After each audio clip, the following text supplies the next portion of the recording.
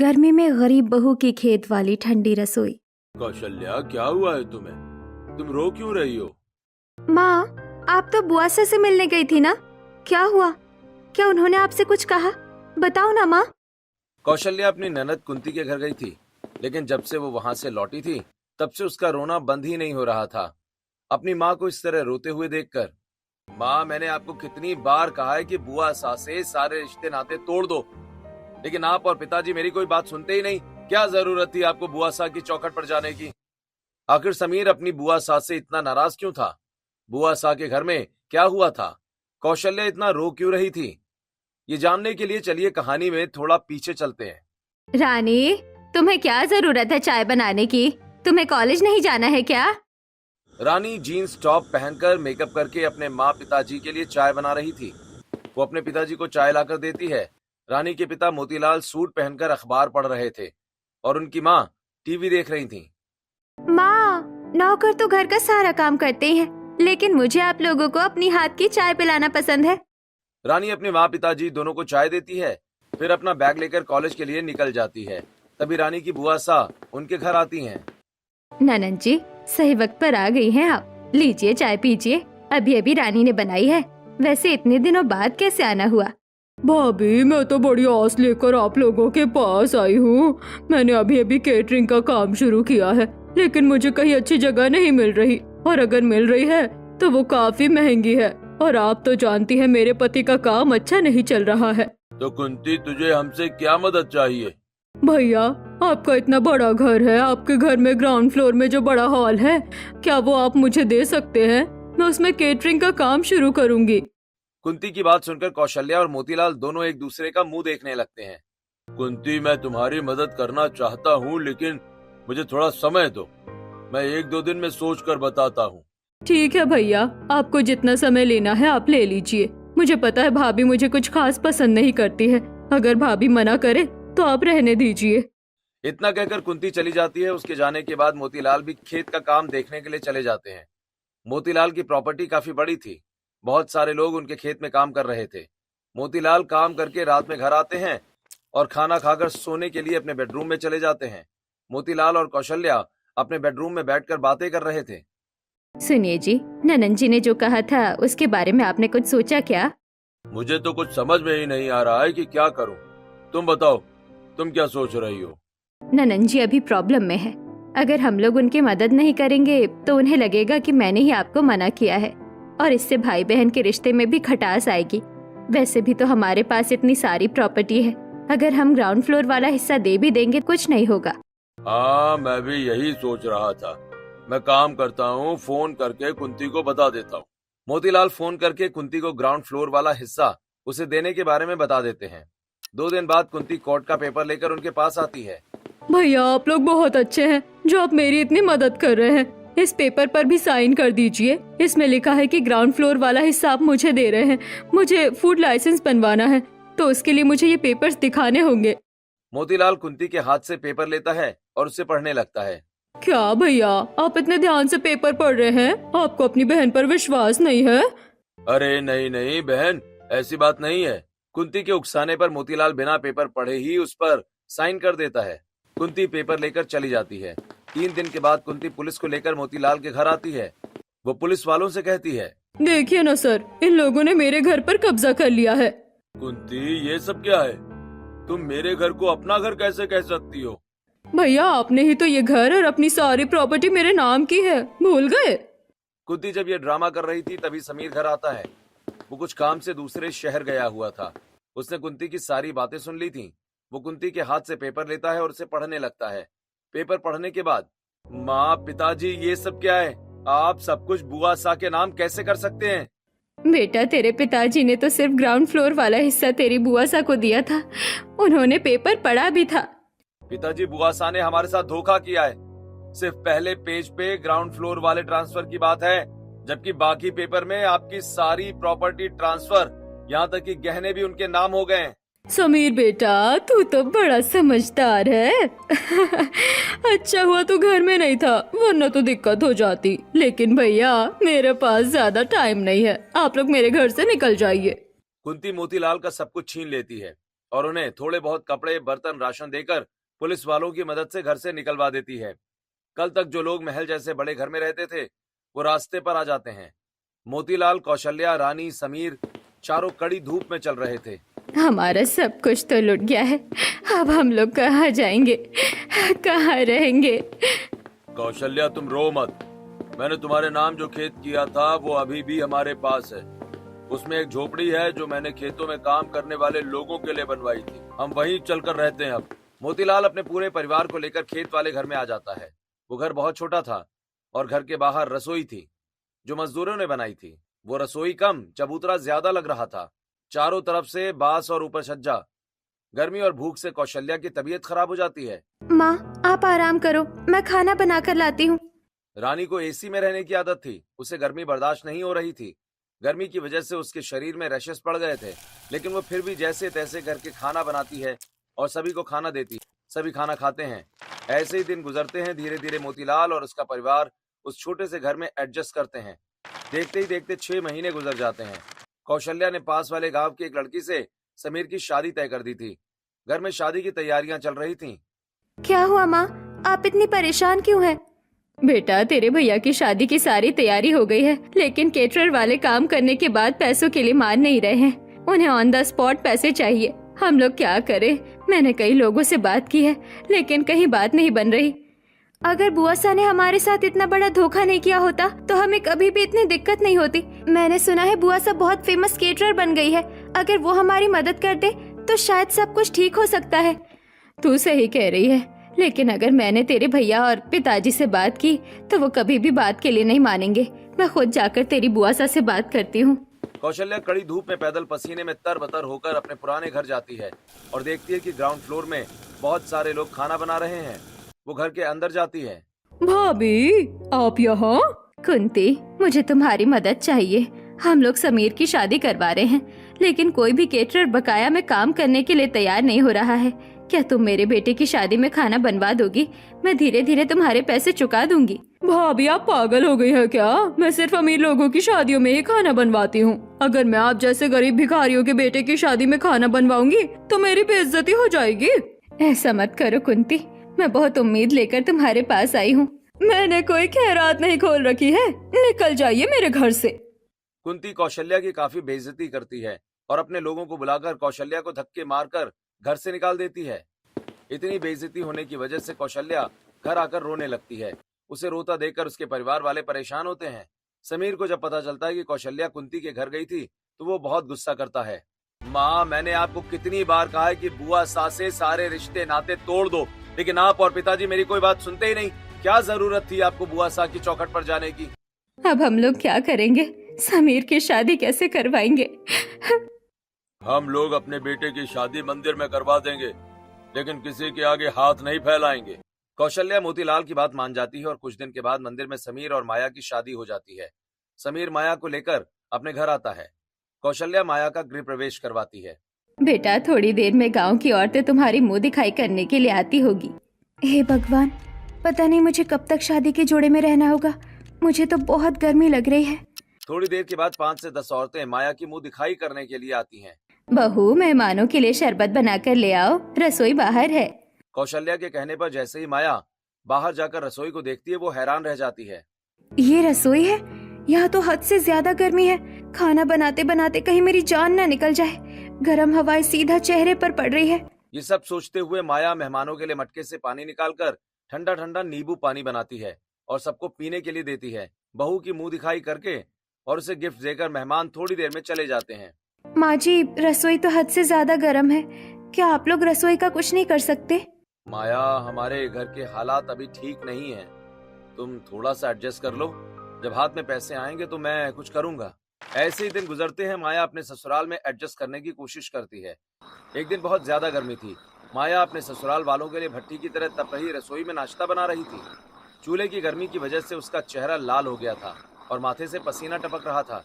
वो सबके लिए रोटी, भुजिया और सिलबट्टे पर आम की चटनी पीसती है। सभी जब खाने के लिए बैठते हैं तब, अरे वाह भाभी, चटनी तो बड़ी अच्छी बनाई है आपने। गर्मी के दिनों में इस तरह का खाना ही अच्छा लगता है। हाँ माँ जी, वैसे भी सब्जी खत्म हो गई है। मैं सोच रही थी कि आज दोपहर को दाल चावल सहजन की सब्जी बना दूं। साथ में आम की चटनी बना देना, ये खाने का स्वाद और बढ़ा देते हैं। सभी लोग खाना खाकर अपने अपने काम पर चले जाते हैं। माया अपना रसोई का काम करके घर में साफ सफाई करती है और फिर दोपहर का खाना बनाने के लिए खेत में जाकर टमाटर के पौधों से टमाटर, मिर्च के पौधे से मिर्च और बैगन के पौधे से बैगन तोड़ती है और सारी सब्जियों को रसोई में ले जाकर धोकर खाना बनाना शुरू करती है। दोपहर का समय था, धूप बिल्कुल सिर पर थी। हाय राम, कितनी गर्मी लग रही है। इस छज्जे की वजह से धूप सीधे पड़ रही है, लेकिन तीन तरफ से रसोई खुली होने की वजह से ये जो लू चल रही है उसमें बैठकर खाना बनाना बहुत ही मुश्किल है। गर्मी की वजह से माया की तबीयत खराब होने लगती है, लेकिन वो जैसे तैसे सभी के लिए खाना बनाती है और खाना बनाने के बाद कमरे में जाकर अपने बिस्तर पर आराम करती है, लेकिन वहाँ भी उसे काफी गर्मी लगती है। इस घर में कहीं भी दो पल का आराम ही नहीं है। रसोई भट्टी की तरह तपती है और घर तो लग रहा है जैसे ज्वालामुखी है। समझ नहीं आ रहा है क्या करूं। इतनी गर्मी में तो आराम करना मुश्किल है। चलो कुछ काम ही कर लेते हैं। ये सोचकर माया बेड पर बैठकर सारे घर वालों के धुले हुए कपड़े तह करने लगती है। दोपहर को जब सब खुली रसोई में खाना खाने के लिए बैठते हैं तब, क्या माया, तुमने सब्जी ढककर नहीं रखी थी क्या? ये सब्जी कितनी किरकिर कर रही है। मैंने तो सब्जी को ढककर ही रखा था, लेकिन क्या करूं, हमारी रसोई खुली है तो शायद हवा की वजह से सब्जी में मिट्टी चली गई होगी। मैं तो अपनी तरफ से काफी ढककर खाना बनाने की कोशिश करती हूँ। समीर, शिकायत करना बंद कर और जो है वो चुपचाप खा ले। पता नहीं तेरे पिताजी की क्या मति मारी गई थी जो वो अपनी बहन की मदद करने गए। अगर उन्होंने अपना बड़प्पन नहीं दिखाया होता तो आज हम लोग इतनी गर्मी में बैठकर खाना नहीं खा रहे होते। भाग्यवान, ये सब तुम क्या कह रही हो? हाँ, मैंने जो भी किया था तुमसे पूछ कर ही किया था। तुमने हाँ कहा था तभी तो वो पेपर मैंने साइन किए थे।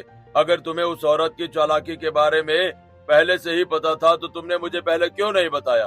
और क्यों गई थी तुम समीर की शादी के टाइम उससे मदद मांगने? इस तरह खाना खाते हुए कौशल्या और मोतीलाल एक दूसरे से बहस करने लगते हैं, जिससे परेशान होकर, इतनी गर्मी में आप लोग बहस क्यों कर रहे हैं? एक दूसरे पर इल्जाम डालने में क्या हमें गर्मी से राहत मिल जाएगी? क्या हमें अपना ठंडा घर वापस मिल जाएगा? माँ, क्या आपको अपनी ठंडी रसोई वापस मिल जाएगी? नहीं ना? तो बस कीजिए। आप लोग ये क्या बातें कर रहे हैं? बहू, तू अपना काम कर, ज्यादा हमारी बातों में कान मत लगा। तूने सुना नहीं तेरे पति ने क्या कहा? पिछली बातों को उठाने का कोई फायदा नहीं है। कौशल्या माया को डांटकर चुप करवा देती है और फिर सभी खाना खाकर आराम करने के लिए चले जाते हैं, लेकिन रानी रसोई में रुकती है। भाभी, माँ की बातों को आप दिल से मत लगाना, वो परेशान है। आपको पता है, पहले हमारा भी बहुत बड़ा घर था और ठंडी रसोई थी। हम लोग अपने बड़े से डाइनिंग टेबल में एसी के सामने बैठकर खाना खाते थे, लेकिन बुआ सा ने धोखे से हमसे हमारी सारी प्रॉपर्टी छीन ली और तब से हमें इस घर में जाकर रहना पड़ रहा है। रानी माया को अपने बड़े से घर के बारे में और बुआ सा के धोखे के बारे में सब कुछ बताती है। सब कुछ बोलते हुए उसकी आंखों से आंसू आ जाते हैं, लेकिन माया उसे संभालती है। क्या? इतना बड़ा धोखा? आजकल किस पर भरोसा करे और किस पर नहीं, समझ ही नहीं आता है। अक्सर हमारे अपने ही पीठ पर खंजर भोंकते हैं, लेकिन तुम चिंता मत करो रानी, मैं हूं ना, मैं सब कुछ ठीक कर दूंगी। लेकिन कैसे भाभी? मुश्किलों के आगे कभी हारना मत रानी। चलो, बहुत बातें हो गई, तुम जाकर अपनी सिलाई का काम पूरा करो, मैं बर्तन धो लेती हूँ। माया के कहने पर रानी सिलाई करने के लिए चली जाती है और वहीं माया बाल्टी लेकर खेत के ट्यूबवेल से पानी लाकर रसोई के बाहर एक साइड में पसीने से भीगी हुई धूप में बैठकर बर्तन धोती है। तभी समीर उसके पास आता है। अरे माया, तुम इतनी धूप में बैठकर बर्तन क्यों धो रही हो? थोड़ी देर रुक जाती ना, शाम को धो लेती बर्तन। अरे कोई बात नहीं जी, सारे बर्तन धुल गए हैं। आप तो काम से बाहर गए थे ना, क्या हुआ, इतनी जल्दी आ गए? जमींदार जी के खेत में आज काम जल्दी खत्म हो गया। माया, तुम जल्दी से तैयार हो जाओ, कुछ देर में शाम हो जाएगी तो गर्मी कम होगी। मैं तुम्हें हमारा गांव घुमा कर लाता हूँ। वैसे भी जब से तुम शादी करके घर में आई हो तब से मैं तुम्हें लेकर कहीं नहीं गया। अच्छा ठीक है जी। माया सारे बर्तन धोकर रसोई में रख देती है और कमरे में जाकर अच्छे से तैयार हो जाती है। फिर वो समीर के साथ साइकिल पर बैठकर गांव घूमने के लिए निकल जाती है। समीर माया को अपने गांव के हरे भरे खेत, आम के बागीचे और नदी दिखाता है। नदी के किनारे काफी ठंडी हवा चल रही थी। दोनों बैठकर वहाँ भुट्टा भी खाते हैं। भुट्टा खाने के बाद, तो माया बताओ, मेरा गांव तुम्हें कैसा लगा? आपका गांव तो बहुत ही अच्छा है और मुझे बहुत मजा आया आपके साथ घूमकर। तो चलो चलो, मैं तुम्हें एक खास जगह पर लेकर चलता हूँ। लेकिन कहाँ? अरे चलो तो पता चल जाएगा। समीर माया को एक बूढ़ी औरत के घर ले जाता है, जिनका घर मिट्टी का था और उसमें पुआल का छज्जा लगा हुआ था। समीर और माया दोनों घर के अंदर जाते हैं। विमला चाची, दरवाजा खोल कर देखिए, मैं किसे लेकर आया हूँ। समीर की आवाज सुनकर विमला दरवाजा खोलती है और देखती है कि समीर अपने साथ एक लड़की को लेकर आया है। समीर बेटा, तू कितने दिनों बाद आया है? तेरा दोस्त मोहन शहर क्या चला गया? तू तो मुझे ही भूल गया। अरे नहीं चाची, वो कुछ दिनों पहले ही मेरी शादी हुई है ना, तो इसलिए मैं नहीं आ पाया। लेकिन देखिए, मैं किसे अपने साथ लेकर आया हूँ। ये है मेरी पत्नी माया। माया विमला के पैर छूती है। अरे जुग जुग जियो बेटा, तुम खड़ी क्यों हो? बैठो ना। विमला समीर और माया को बैठने के लिए कुर्सी देती है और खुद रसोई में जाकर शरबत बनाने लगती है। माया विमला के घर को अच्छे से देखती है। विमला चाची का घर तो कितना ठंडा है। उनके तो घर के अंदर चूल्हा है, लेकिन फिर भी गर्मी नहीं लग रही। अगर मैं भी मिट्टी से इस तरह की अपनी रसोई बनाऊं तो वो भी ठंडी रहेगी। माया ये सब सोच ही रही थी कि तभी विमला आम का मीठा शरबत बनाकर समीर और माया को देती है। समीर और माया दोनों शरबत पीते हैं। अरे वाह चाची, आप अभी भी आम का कितना टेस्टी शरबत बनाती हैं।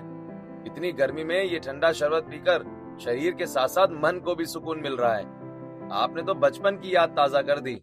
मुझे याद है, बचपन में मैं तुम्हें और मोहन को ऐसे ही आम का शरबत बनाकर पीने के लिए देती थी। इस तरह विमला समीर से थोड़ी बातें करती है और फिर समीर और माया दोनों विमला को बाय बोलकर अपने घर के लिए निकल जाते हैं। रास्ते में समीर साइकिल चला रहा था और माया साइकिल के पीछे बैठकर कहती है, समीर जी, आपने बहुत अच्छा किया जो मुझे आप बाहर घुमाने के लिए ले आए। आपकी वजह से आज मुझे इतना अच्छा आइडिया आया है। अब आप समझिए कि हमारी सारी परेशानी दूर हो जाएगी। क्या मतलब है तुम्हारा? कैसी परेशानी? वो तो आपको कल ही पता चलेगा। माया समीर के साथ घर जाती है। अपने घर जाते जाते देरी हो जाती है। रानी ने पहले ही रात का खाना बना लिया था, तो माया सभी के साथ खाना खाती है और फिर सो जाती है। अगली सुबह माया 4 बजे उठती है और वो नदी किनारे जाती है। वो तसले में ढेर सारी मिट्टी लेकर आती है। मिट्टी लाने में माया की हालत खराब हो गई थी। हाय राम जी, मिट्टी लाने में ही मेरी हालत खराब हो गई। पता नहीं मैं ठंडी रसोई कैसे बनाऊंगी, लेकिन मैं ऐसे हार भी नहीं मानूंगी। अगर मैंने एक बार अपनी ठंडी रसोई बना ली तो हमारी सारी परेशानी दूर हो जाएगी। ये सब सोचते हुए माया पास के तबेले में जाती है और वहां से गोबर और भूसा लेकर आती है। वो मिट्टी में गोबर और भूसा मिलाती है। ये सब करते हुए माया के कपड़े गंदे हो गए थे और हाथ पैर में मिट्टी और गोबर लग गया था। फिर उसे देखकर खेत में काम कर रहे लोग बातें बनाने लगते हैं।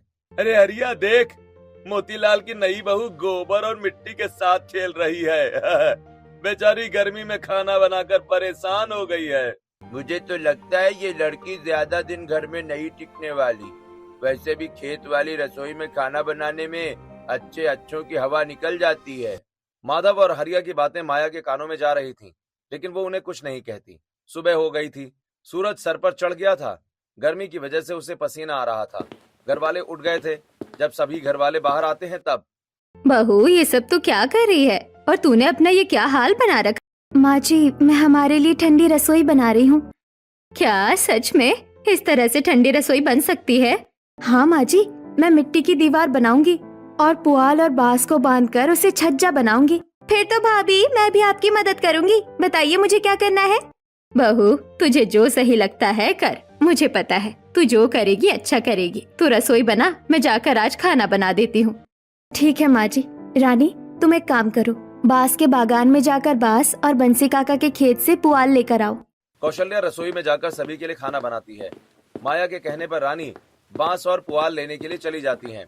माया मिट्टी, गोबर और भूसा मिलाकर उसे दीवार खड़ी करती है कि इतनी देर में रानी बांस और पुआल लेकर आ जाती है। भाभी, पता नहीं इतनी गर्मी में आप इतनी देर से काम कैसे कर रही हैं? ये सामान लाने में ही मेरी हालत खराब हो गई। रानी, गर्मी तो मुझे भी लग रही है। उफ उफ गर्मी, हाय हाय, गर्मी करने का मन तो मुझे भी कर रहा है, लेकिन मैं जल्द से जल्द अपनी ठंडी रसोई बनाना चाहती हूँ। भाभी, आपका जोश देखकर तो मुझ में भी जोश आ गया है। आप रसोई की दीवार बनाओ, मैं बांस और पुआल को बुनकर उससे छज्जा तैयार करती हूँ। रानी और माया दोनों बातें कर रही थी कि तभी कौशल्या दोनों के लिए आम पन्ना लेकर आती है। तुम दोनों सुबह से धूप में काम कर रही हो, ये आम पन्ना पियो, कहीं तुम्हें लू ना लग जाए। रानी और माया दोनों आम पन्ना पीती हैं। अच्छा हो माँ जी, आपने आम पन्ना बना दिया। काफी गर्मी लग रही थी, लेकिन इसे पीने के बाद काफी ठंडक महसूस हो रही है। रानी, अगर तुमने शरबत पी लिया हो तो अब जल्दी जल्दी काम करो, क्योंकि बहुत सारा काम बाकी है। रानी छज्जा बनाने लगती है और माया रसोई की दीवार बनाती है। वो अपनी रसोई को गोल स्ट्रक्चर देती हैं और अपनी रसोई में एक बड़ी सी खिड़की और रोशनदान बनाती हैं। साथ में वो दीवारों पर मिट्टी के खांचे बनाती हैं ताकि उसमें बर्तन और मसाले के डब्बे रख सकें। माया रसोई की दीवार तैयार कर देती है और रानी छज्जा बना देती है। फिर दोनों ननद भाभी मिलकर छज्जे को रसोई में लगा देती हैं और उनकी ठंडी रसोई बन जाती है। रानी जब रसोई के अंदर आती है तब वाह भाभी, आपने तो कितनी सुंदर रसोई बनाई है। मुझे मधुबनी पेंटिंग आती है। कल मैं रसोई की दीवार पर पेंटिंग कर दूंगी। इससे हमारी रसोई और सुंदर लगेगी। रानी, तुम्हारा आइडिया तो अच्छा है, लेकिन मैं कुछ सोच रही थी कि जिस तरह हमने ये ठंडी रसोई बनाई है, वैसे ही अगर हम लोग खाना खाने के लिए भी मिट्टी की ही बैठने वाली जगह बना दे, जब मेहमान आएंगे तो उन्हें खाना खिलाने में भी दिक्कत नहीं होगी। भाभी, आपका आइडिया तो अच्छा है। कल मैं और आप सुबह सुबह मिट्टी लेने चलेंगे और फिर बांस पुआल लाकर बैठक की भी जगह बनाएंगे। रानी और माया काम खत्म करके नहाती हैं। सभी खाना खाकर सो जाते हैं। अगली सुबह रानी और माया दोनों मिलकर नदी के किनारे जाती हैं। वहां से मिट्टी लेकर आती हैं। फिर दोनों पास के तबेले में जाकर गोबर और भूसा लेकर आती हैं। उसके बाद दोनों बांस के बागान से बांस और पुआल लेकर आती हैं। रानी, मैं सोच रही थी कि हमें अपने बैठक को खुला रखना चाहिए। हम लोग दो तरफ की दीवार बनाएंगे और बैठक को लंबा रखेंगे ताकि खेत में जब हवा चले तो ठंडक बनी रहे। भाभी, आपका आइडिया तो अच्छा है, चलिए बनाते हैं। माया दीवार बनाती है और रानी छज्जा बनाती है। दो तरफ से खुले होने की वजह से उनका बैठक जल्दी बन जाता है। रानी, तुम्हारी वजह से मैं इतनी जल्दी सब कुछ कर पाई हूँ। अब मैं घर वालों को अपने खेत वाली ठंडी रसोई का खाना बनाकर खिलाना चाहती हूँ। भाभी, आप खाना बनाओ, तब तक मैं दीवारों पर पेंटिंग करती हूँ। माया खेत में जाती है और आम के पेड़ से आम और लौकी के बेल पत्ते तोड़कर लाती है। माया लौकी के बेल और उसके पत्तों को सीढ़ी से चढ़ाकर छत पर फैला देती है। भाभी, रसोई की छत में लौकी के बेल क्यों लगा रही हो? लौकी के बेल और पत्तों की वजह से छज्जा जल्दी गर्म नहीं होगा और रसोई ठंडी रहेगी। बेल लगाने के बाद माया अपनी पुरानी रसोई से चूल्हा उठाकर नई रसोई में रखती है और सारे मसाले बर्तन लाकर अपनी ठंडी रसोई में सजा देती है। फिर वो चूल्हे पर आम की खट्टी मीठी सब्जी और रोटी बनाती है। इस रसोई में खाना बनाने में तो बिल्कुल भी गर्मी नहीं लग रही है। पहले तो खाना बनाते बनाते मेरी हालत खराब हो जाती थी। माया ये सब सोचते हुए खाना बना रही थी कि तभी बाहर से गर्म हवा अंदर आती है। मैंने तो ये खिड़की घुटन से बचने के लिए बनाई थी, लेकिन इससे तो गर्म हवा आ रही है। इसका कुछ करना पड़ेगा। माया ये सोच रही होती है कि तभी उसकी नजर जूट की बोरी पर जाती है। वो जूट की बोरी को पानी में भिगोकर खिड़की पर टांग देती है, जिससे अब खिड़की से ठंडी हवा आने लगती है। माया ठंडी हवा का मजा लेते हुए अपने घर वालों के लिए खाना बनाती है और बैठक में चटाई बिछाती है और माया खाना परोसती है। और खाना खाने के बाद, आहा बहू, ये आम की खट्टी मीठी सब्जी, खीरे का रायता कितना स्वादिष्ट लग रहा है और इस बैठक में बैठकर खाने में तो बड़ा आनंद आ रहा है। वरना तो पहले उस छोटी सी गर्म रसोई में खाना खाने में तो हमारी हालत खराब हो जाती थी। हाँ बहू, आज तेरी वजह से हम लोग इतना सुकून से खाना खा पा रहे हैं, जैसे पहले अपने पुराने घर में खाया करते थे। माया अपने ससुराल वालों को बिना गर्मी के सुकून से खाना खाते देखकर बहुत खुश होती है। ऐसे ही दिन गुजरते हैं। माया आए दिन अपने ससुराल वालों को अपनी ठंडी रसोई का ठंडा ठंडा खाना खिलाती है। कभी वो उन्हें मिट्टी के बर्तन में दही जमाकर दही रोटी खिलाती, तो कभी वो दही डालकर लौकी का रायता बनाती। एक दिन जब दोपहर को सभी लोग खाना खा रहे थे तब, बहू, आजकल तू अपनी ठंडी रसोई में हर दिन हमें कितना ठंडा खाना खिलाती है। हमने तो उम्मीद ही छोड़ दी थी कि हमें दोबारा कभी ठंडी रसोई का सुख मिलेगा, लेकिन तेरी वजह से ये सब कुछ हुआ है और अब तो खाना भी खराब नहीं होता है। माँ जी, मैं सीधे खेत से सब्जी तोड़कर खाना बना रही हूँ और खाना बनाने के बाद उसे एक जगह मिट्टी में पानी डालकर मैं उसके ऊपर खाना रखती हूँ, तो खाना ठंडा रहता है। कौशल्या, पिछले जन्म में हमने कोई अच्छा काम किया होगा, इसीलिए हमें इतनी अच्छी बहू मिली है। अपने ससुर के मुंह से तारीफ सुनकर माया को बड़ी खुशी होती है। रसोई ठंडी बन जाने की वजह से माया और उसके ससुराल वाले बहुत खुश थे, लेकिन वहीं कुंती का बुरा हाल था। कुंती मोतीलाल के घर के नीचे वाले हॉल कारीगरों से बड़े बड़े बर्तनों में खाना बनवा रही थी। तुम लोग इतना धीरे धीरे काम क्यों कर रहे हो? जल्दी जल्दी हाथ चलाओ। आज एमएलए की बेटी की हल्दी है, कोई गड़बड़ नहीं होनी चाहिए। और ये एसी काम क्यों नहीं कर रहा है? मुझे बहुत गर्मी लग रही है। मैडम, एसी तो कल से ठीक से काम ही नहीं कर रहा है। मैंने आपको बताने की कोशिश भी की थी, लेकिन आप बिजी थी।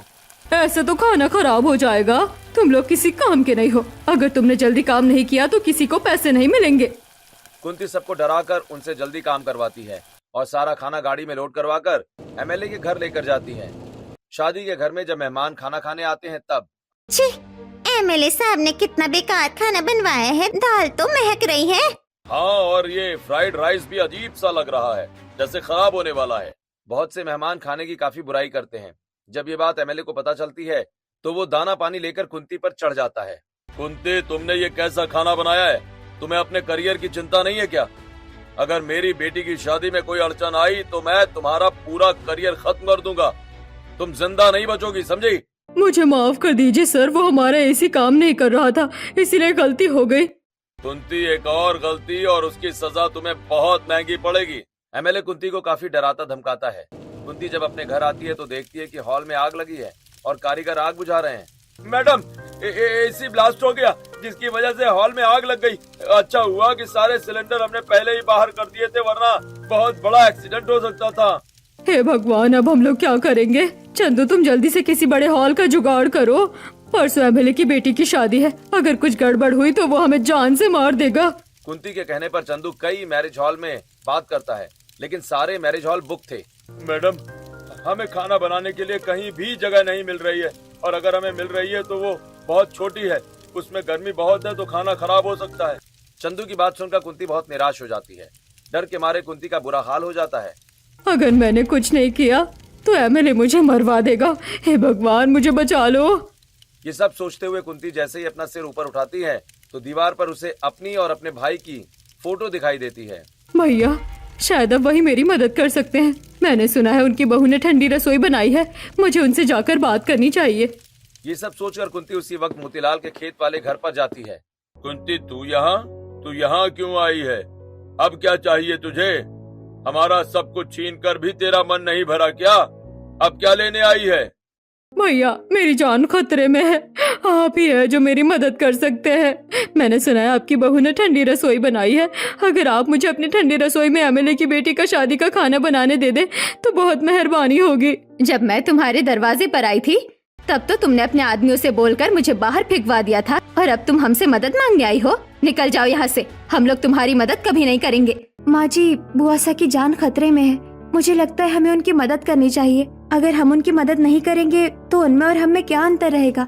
मुझे तुमसे यही उम्मीद थी बहू। कुंती, हम तुम्हारी मदद करेंगे, लेकिन ये आखिरी बार है। हाँ, इसके बाद हमें अपनी कभी शक्ल मत दिखाना। थैंक यू भैया, आपने मेरी जान बचा ली। इतना कहकर कुंती अपने भैया के पास जाती है, लेकिन मोतीलाल मुंह मोड़कर अपने घर के अंदर चला जाता है। कुंती अपने आदमियों को बोलकर सारा सामान माया के खेत वाली ठंडी रसोई में मंगवा लेती है। 2-3 कारीगर मिलकर गैस चूल्हे में बड़े बड़े बर्तनों में खाना बनाते हैं और खाने की डेगची को बैठक में रखते हैं। इस ठंडी रसोई में ना पंखा है ना एसी, लेकिन फिर भी ये कितनी ठंडी है, मेरा खाना खराब नहीं होगा। कुंती के कारीगर सारा खाना टाइम पर बनाते हैं और फिर वो लोग खाने को गाड़ी में लोड करके एमएलए की बेटी की शादी में ले जाते हैं। सभी लोग खाना खाते हैं और उन्हें खाना बहुत पसंद आता है। एमएलए साहब ने शादी का खाना तो बहुत ही टेस्टी बनवाया है, मजा आ गया खाकर। शायद हल्दी के दिन गर्मी बहुत थी, इसीलिए खाना खट्टा हो गया होगा। मालती की तरह सभी लोग खाने की बहुत तारीफ करते हैं। एमएलए की बेटी की शादी बिना किसी रुकावट के अच्छे से हो जाती है। शादी खत्म होने के बाद, कुंती, तुमने अच्छा काम किया है, ये लो तुम्हारे पूरे पैसे, अब तुम्हें और भी कॉन्ट्रैक्ट मिलेंगे, तो उसके लिए तैयार रहना। एमएलए की बात सुनकर कुंती मुस्कुरा देती है और सीधे मोतीलाल के घर आती है। भैया, ये पैसे आप रख लीजिए। अगर आप लोगों ने मुझे अपनी ठंडी रसोई इस्तेमाल करने नहीं दी होती तो शायद आज मैं आपके सामने जिंदा भी नहीं होती। मुझे माफ कर दीजिए भैया, और मुझे अपना लीजिए। कुंती, हमने तुम्हारी मदद पैसों के लिए नहीं की थी, ये पैसे लो और चली जाओ यहाँ से। भैया, मुझे पता था आप पैसे नहीं लेंगे, लेकिन अपने घर के पेपर तो ले लीजिए। मुझे मेरी गलती का एहसास हो गया है, मैंने आपकी सारी प्रॉपर्टी आपको वापस कर दी है। क्या तुम सच कह रही हो? हाँ भाभी। समीर बेटा, लो ये पेपर पढ़ो। समीर पेपर पढ़ता है। माँ, बुआ सास सही कह रही हैं, उन्होंने हमारा सब कुछ हमें दे दिया है। कुंती समीर को पेपर देकर उनके घर से चली जाती है। माया और उसके ससुराल वाले अपने पुराने घर में वापस आ जाते हैं। माया अपने एसी वाले किचन में आराम से खाना बनाती है और उसके घर वाले भी पुराने घर में आकर बहुत खुश होते हैं।